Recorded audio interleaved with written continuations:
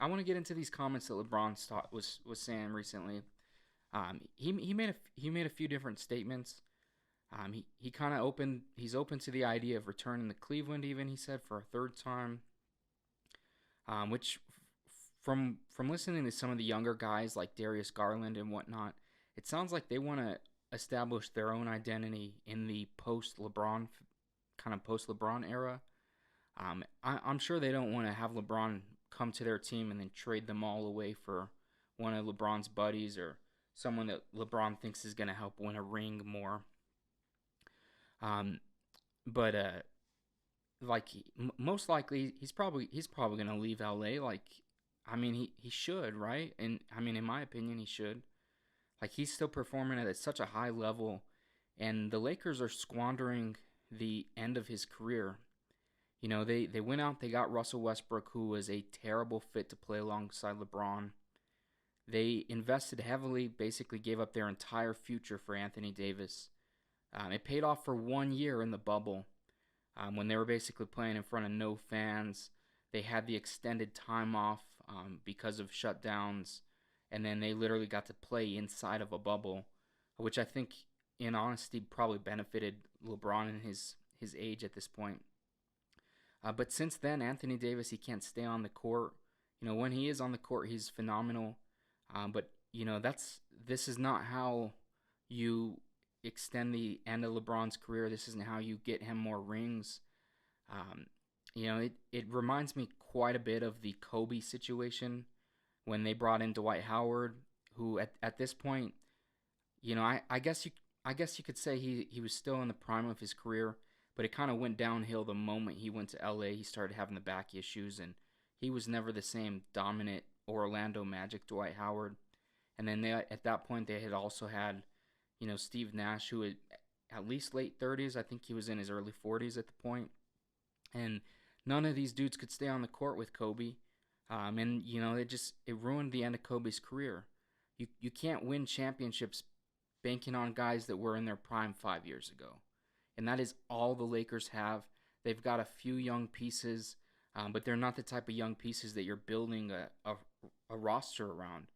And like, honestly, if LeBron were on Cleveland right now, they do have those young pieces, and they're actually young stud players that they're not, you know, good role players, like some of the players the Lakers have currently. But another interesting kind of quote that came out from LeBron. I mean, basically him saying that, whatever team drafts Bronny is the team that LeBron's going to go to.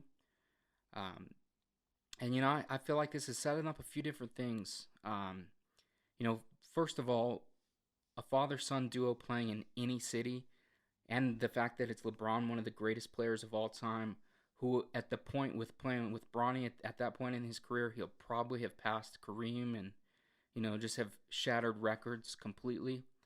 That's going to sell a ton of tickets, ton of jerseys, wherever they go. Um, and honestly, like, we might see a scenario where someone's just willing to draft Bronny based on that. Like, it's LeBron. Like, think about like how long the Knicks have wanted to have LeBron. If the Knicks had a chance to draft Bronny in the first round in order to get LeBron to come to New York, I think they do that in a heartbeat. So it's very interesting to think. I feel like in these situations, pressure can either make someone great or they can collapse under that pressure. And I think the kid's LeBron's son. He carries the same name as LeBron James Jr. Um, and I think he can be in a position like, you know, maybe he can be really good. I know I've seen a lot of mixed reviews. It's hard to kind of gauge how good people really think he is, and whether or not are they saying that he's this good because he's the son of LeBron, or is he really this good? And then you also hear a lot of critics, and it's like, he's a teenager. I don't know how I feel about critiquing someone who's so young, but at the same time, he is in a very tough situation where it's like you got to try to live up to the LeBron name, and then You have your father saying like his last years in the NBA, he wants to play alongside his son.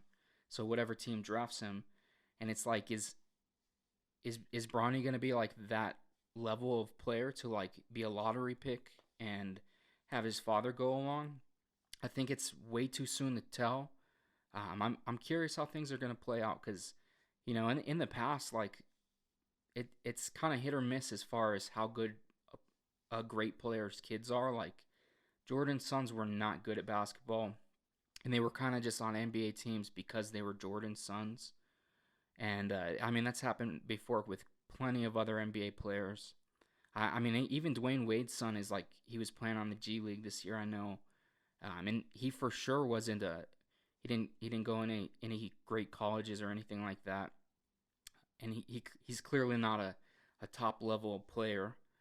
So we'll see. Time will tell with LeBron and Bronny. I think it's going to be a fun story. It definitely reminds me of the Ken Griffey story. Him and his father playing alongside for a season. I think that makes for incredible storylines for basketball. And if Bronny is the real deal, we've just seen people talk about LeBron every day for 20 years.